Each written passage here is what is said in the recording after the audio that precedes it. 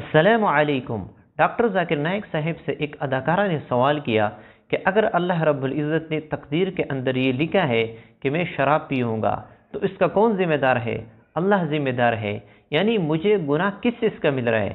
सबसे पहले ये वीडियो देख ले, इसके बाद बात करते हैं। अस्सलाम वालेकुम डॉक्टर जायक। वालेकुम अस्सलाम। आपका नाम और आपका पेशा? My name is Yashma Asad Gill and I am an actress. जी हाँ। Okay, I know the time is limited, but I really want to address your contribution in my journey.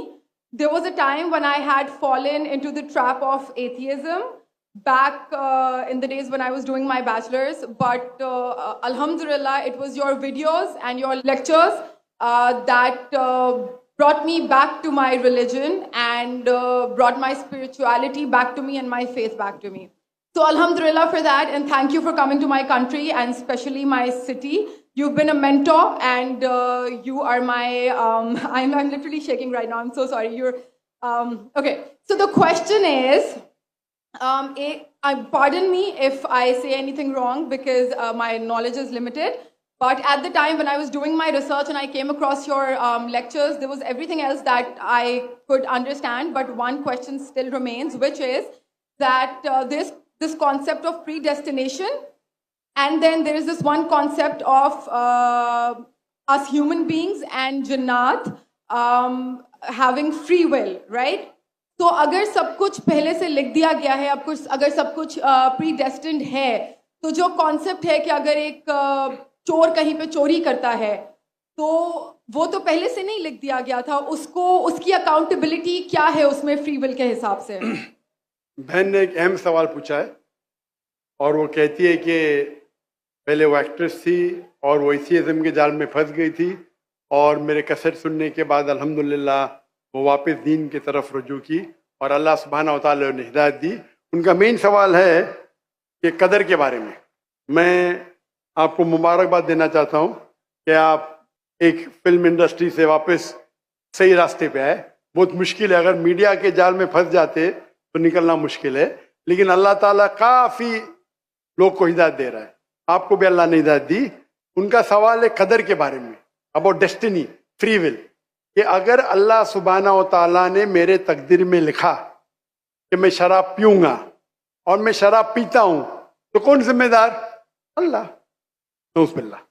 ये सवाल बहुत कॉमन है, लेकिन अक्सर मुसलमान घबराते पूछने के लिए, क्या कोई फतवा न दे दे मुझे, मैं काफिर हूँ।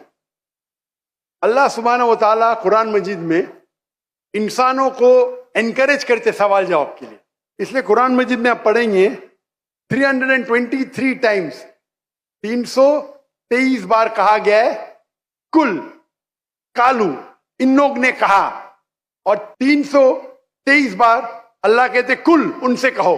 यानी कुरान मजीद की एक क्वेश्चन आंसर बुक है। 323 टाइम्स पूछा गया कि क्या सवाल है, अल्लाह बोलता है कुल, कहो कुल। उनने पूछा अल्लाह कौन है, कुल वल्लाहु अहद। तो ये कुल जो है, सवाल करना कोई बुरी बात नहीं, लेकिन ये सवाल बहुत कॉमन है कि हम तकदीर में मानते हैं, ये हमारा ईमान है। तो अल्लाह ताला अगर तकदीर में लिखा कि यहाँ पे डॉक्टर जाकिर नाइक साहब ने फरमाया कि इस औरत ने जो सवाल किया है, ऐसे सवालात करने से बहुत से लोग घबराते हैं और ये सोचते हैं कि शायद मुझ पर कोई कुफर का फतवा ना लगाए।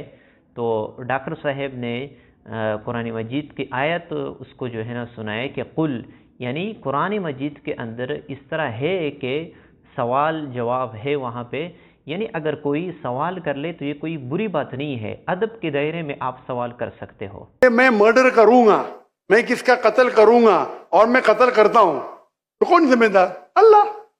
नऊज़ुबिल्लाह। अगर लिखा है मेरे तकदीर में कि मैं शराब पीऊंगा और मैं शराब पीता हूं, कौन जिम्मेदार? अल्लाह। नऊज़ुबिल्लाह। इसका जवाब यह है कि हमें समझना चाहिए तकदीर की क्या मानी है। और ये सवाल जब मैं दावती मैदान में तकरीबन 35 साल पहले शुरू किया, तो ये सवाल मुझे भी बहुत परेशान कर, किसने पूछा नहीं मुझे, अल्लाह की मदद है, अल्लाह की मदद है, जवाब मिलने के बाद ही लोग पूछते हैं। तो पहले चंद साल काफ़ी तहकीक की, लेकिन जवाब कोई किताब में मिली नहीं। जवाब मिला, फिर मैंने उलमा से पूछा सही है, तो उन्होंने बोले माशाल्लाह अच्छा जवाब है, अब मैं अभी पेश करूंगा आपके सामने। मैं मिसाल देता हूं कि अगर एक टीचर क्लासरूम में 100 बच्चे को पढ़ा रही है, 1 साल पढ़ाने के बाद इम्तिहान के पहले टीचर बोलती है ये बच्चा एग्जामिनेशन में फर्स्ट क्लास फर्स्ट आएगा, ये बच्चा सेकंड क्लास आएगा, ये बच्चा फेल होगा। माफ करना, आपको मिसाल बोल रहा हूं, कल मिसाल है आपके लिए। और एग्जामिनेशन के बाद ये सही निकलता है, ये बच्चा फर्स्ट क्लास फर्स्ट आता है, ये बच्चा सेकंड क्लास, ये बच्चा फेल होता है।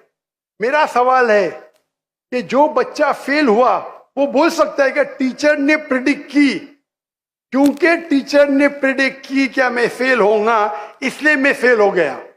क्या वो बोल सकता है ऐसा? हाँ क्या नहीं? नहीं।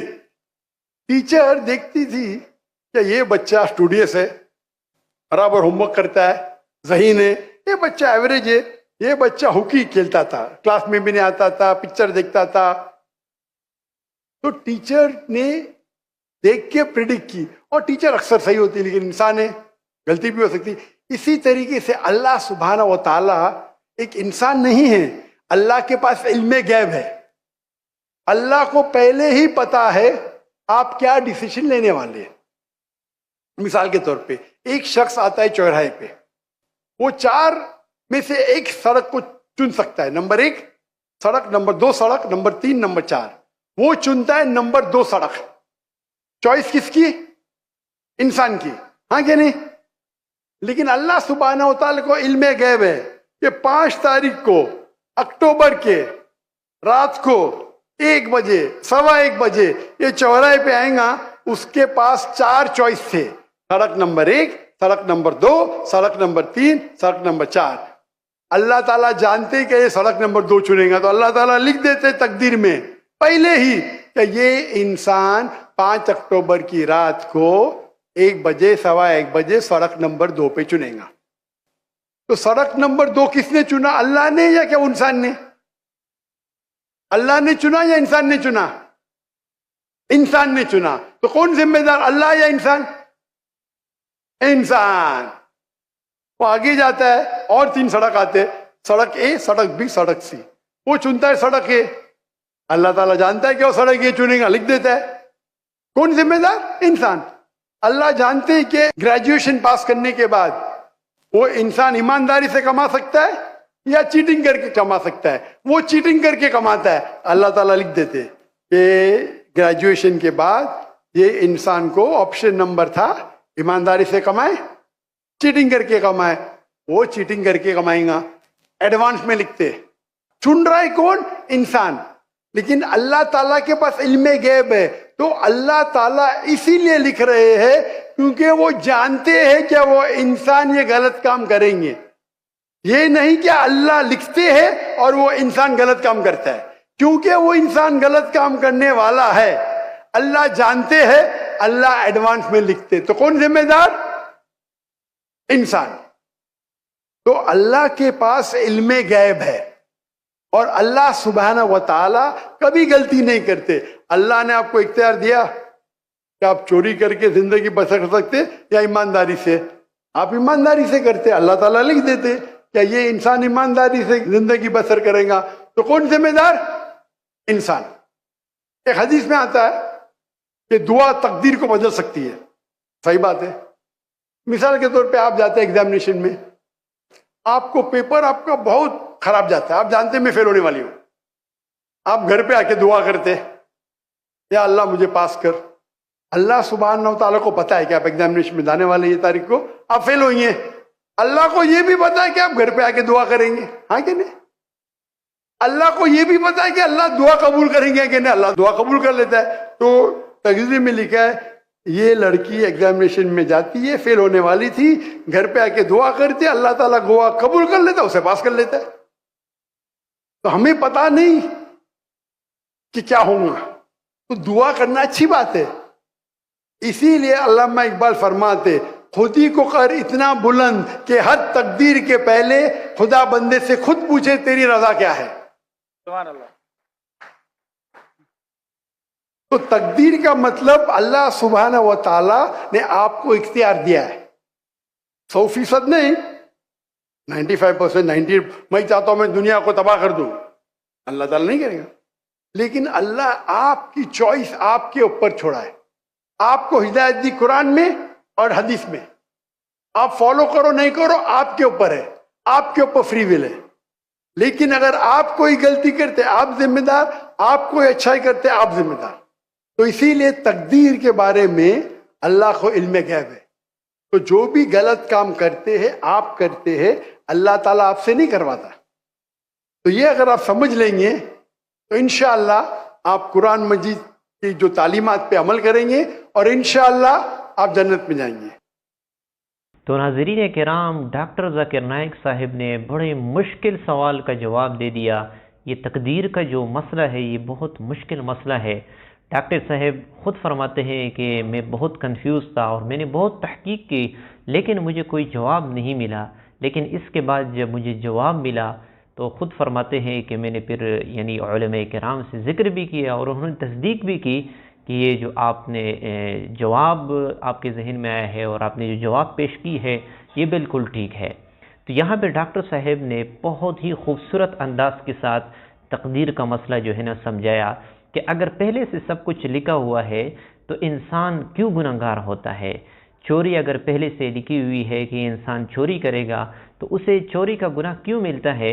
कि देखो, एक उस्ताद क्लास के अंदर तलबा से कहते हैं कि ये फर्स्ट आएगा, ये सेकंड नंबर पे आएगा, ये फेल होगा। तो ये अगर बाद में इसी तरह आ जाए जिसको कहा है कि ये फर्स्ट आएगा, ये सेकंड आएगा, ये फेल होगा, तो अगर इसी तरह हुआ तो आया जो बंदा जो तालिब इल्म फेल हो चुका है ये उस्ताद के कहने की वजह से फेल हुआ है या अपने मेहनत और अपने गुदाही की वजह से। इसी तरह अल्लाह रब्बुल इज़्ज़त को इल्म है कि ये फ़ला बंदा क्या करेगा, इसकी इख्तियार क्या है, इसकी चॉइस क्या है। तो अल्लाह को सब कुछ पता है। बड़े ही खूबसूरत अंदाज के साथ डॉक्टर ज़ाकिर नाइक साहब ने ये मसला समझाया है। अगर हम इस पर गौर करें, फ़िक्र करें कि हम जो कुछ करते हैं हम अपने इख्तियार से करते हैं, अल्लाह ने हमें इख्तियार दिया है। बाद में अगर हम ये कहें कि ये मेरे लिए तकदीर में लिखा है तो हम गलती करते हैं। इसलिए अगर इंसान चोरी करते हैं तो उसे चोरी का गुनाह मिलेगा क्योंकि वो अपने इख्तियार से करते हैं। अल्लाह ने दो रास्ते आपके लिए जो है ना बनाए हैं कि आप अगर रहमान का रास्ता इख्तियार करते हो तो आप जन्नत में जाएंगे, अगर आप शैतान का रास्ता इख्तियार करते हो तो आप जहन्नम में जाएंगे। तो बहुत ही ज़बरदस्त सवाल और बहुत ही ज़बरदस्त जवाब डॉक्टर ज़ाकिर नाइक साहब ने दिया है। तो अगर आप लोगों को ये वीडियो पसंद आ चुकी होगी तो प्लीज़ चैनल को सब्सक्राइब कर ले।